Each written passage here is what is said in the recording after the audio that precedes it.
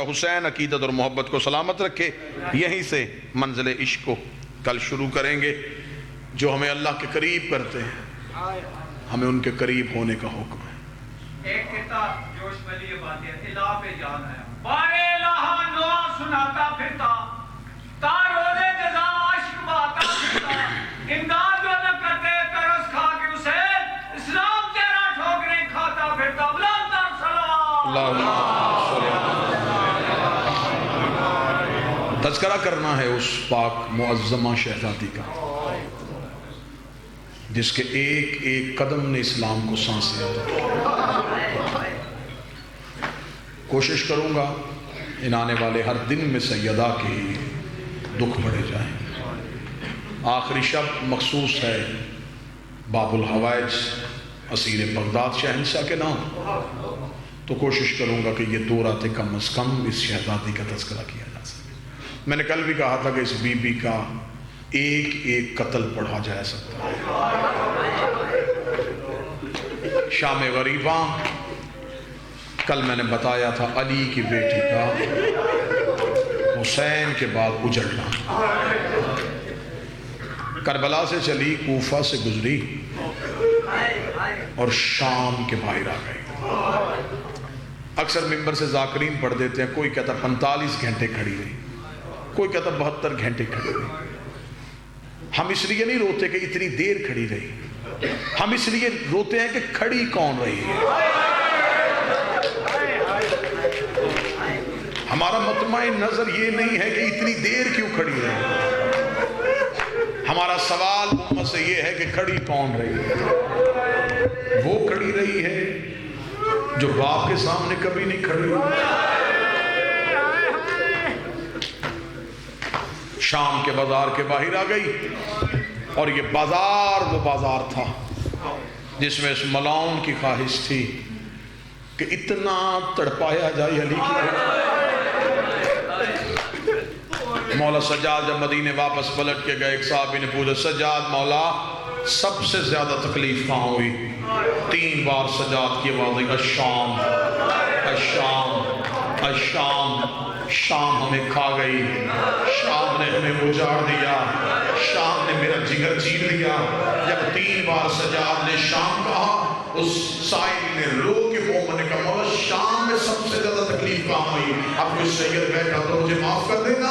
سجاد رو کہتے مجھے وہ شام کا وقت نہیں بھولتا جب بازار کا ماحول اتنا رش والا تھا کہ پچھلے بدماش رک نہیں رہے تھے اور اگلے رستہ نہیں دے رہے تھے. سجاد کہتے یہ وہی موقع تھا جب میری ماں زمین پہ بیٹھ گئی اور رو کے کہتی سجاد اب مجھ سے کھڑا نہیں ہوا.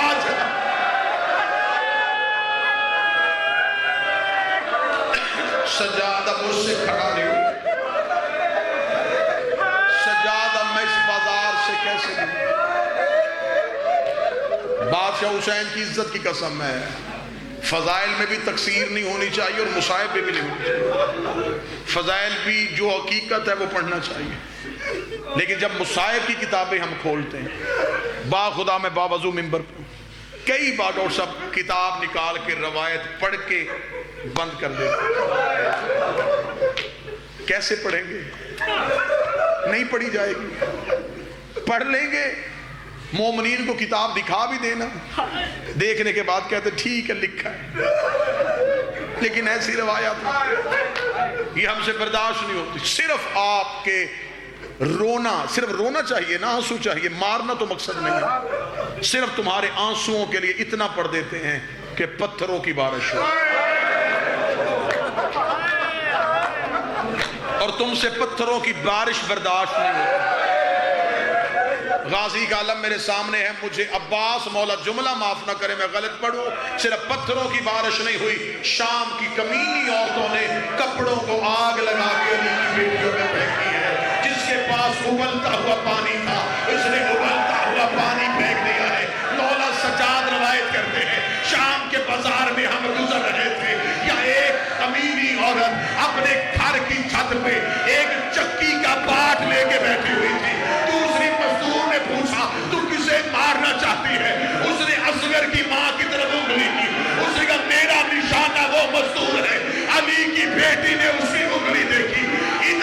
छत से चक्की का पाट फेंका, अली की बेटी रस्सियों में दौड़ी, बीबी रुबाब के ऊपर आके गिरी, बीबी ने चक्की के पाट को अपने बाजू पे लिया, रो कहती हुसैन गवा रहना, तेरा हरम बच गया।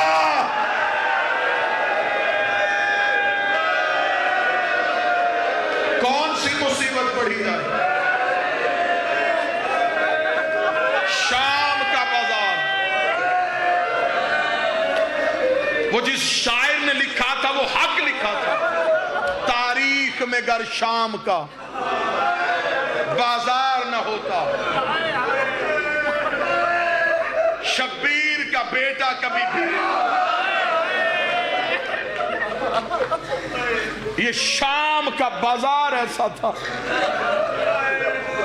जिसने अली की बेटियों को, सारी जिंदगी तुमने सुना है लहू रोए सज्जाद, सुना है मौला सज्जाद कौन रोते थे? किसी मुहक्कक से जाके पूछना रोए कब थे, कौन सा जुल्म है जो करबला में नहीं हुआ?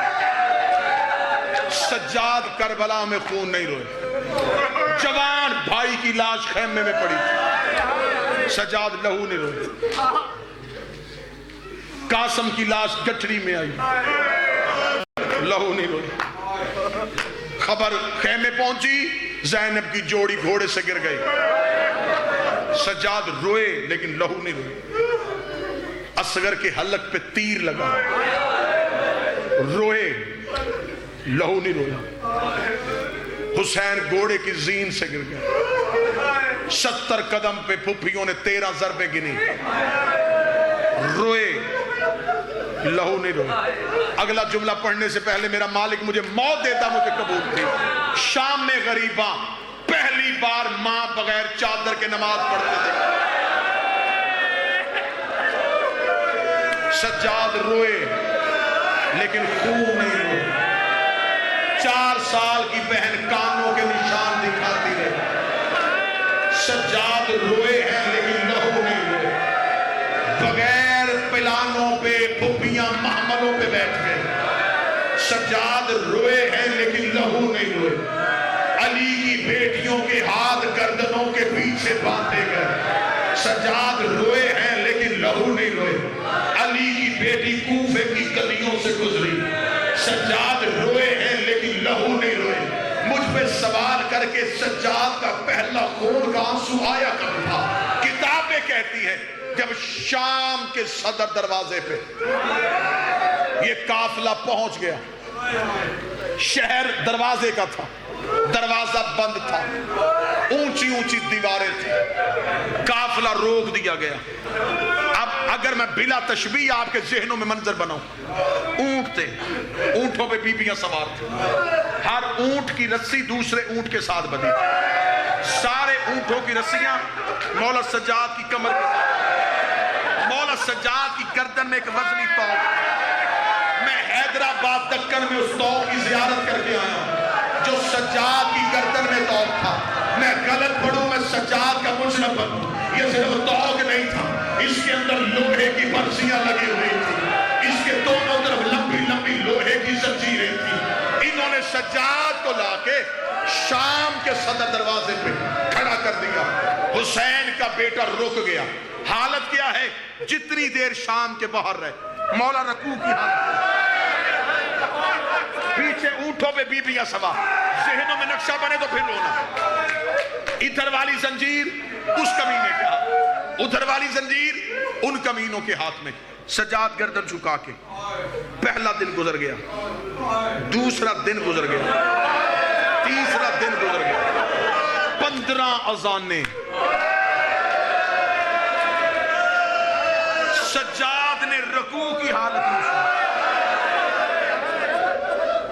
15 नमाजें, सज्जाद ने रकू की हालत में। ये जुमला बर्दाश्त करके अगला ना बर्दाश्त करना। 15 नमाजें ज़ैनब ने ऊंट की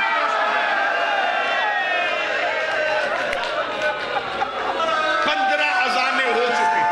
बस मंजर पढ़ूंगा, मिंबर छोड़ दूंगा, लहू कब रोए। 15 अज़ानें हो चुकी। अली की बेटी ने अपने ऊंट से आवाज दी, फिजा پھر فضا کی آواز ہے جی آقا زادہ.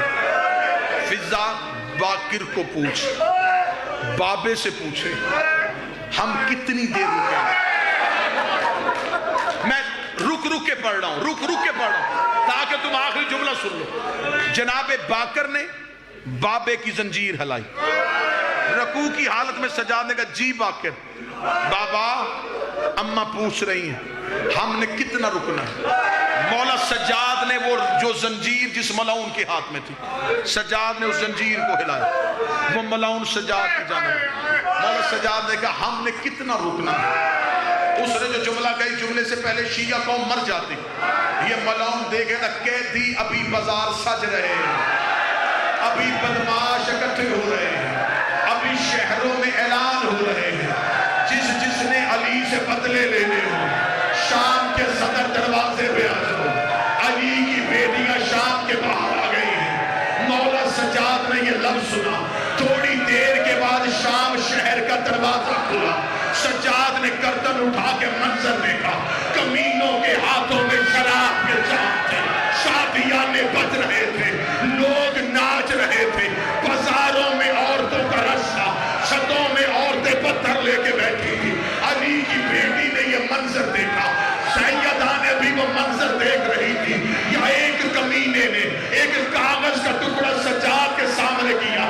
سجاد کی پہلی سطر پہ نظر پڑی. سجاد کی آنکھ سے پہلا خون کا قطرہ آیا. علی کی بیٹی نے سجاد کی آنکھ میں خون دیکھا. رو کے دی سجاد رونا، مجھے بتا ہوا کیا ہے. سجاد رو کے دعا کر تیرے سجاد کو موت آ جائے. فرمایا موت نہ مانگ، مجھے وجہ بتا. فرمایا اماں کمینے نے لکھ کے بھیجا ہے، اب تک زینب اونٹ میں بیٹھ کے آئی ہے، اس بازار میں علی کی بیٹی پیدل چلے گی. اتنا کہنا تھا، بی بی کی آواز آئی نا سجاد میں پیدل نہیں چلوں گی. سجاد نے کہا کمینے میری ماں پیدل نہیں چلے گی. میں غلط پڑھوں، بی بی کا مجرم بنوں. یہ کمینہ ہاتھ میں تازیہ لے کے سجاد کے قریب آیا. اس نے سجاد کے پوش سے کپڑا ہٹایا. اس نے پہلی صورت کی سطر لکھی. پچھلے اون سے سکینہ گر گئی. اس کے قریب آئی، رو کے کہتی ہے میری ماں امیر باپ کی بیٹی ہے، میں کربلا کے غریب کی بیٹی ہوں. وہ پیدل چلے نہ چلے مجھے بتا کہاں چلنا ہے. میں پیدل چل رہی ہوں. ادھر سکینہ کا پہلا قدم آیا. حسین کے سر سے آواز آئی زینب اب راضی ہے، میری سکینہ پیدل جا رہی ہے. رکھ میرے سر پہ قرآن. علی کی بیٹی نے اونٹ کے بیٹھنے کا انتظار نہیں کیا. بی بی اونٹ سے ایسے گری جیسے گھوڑے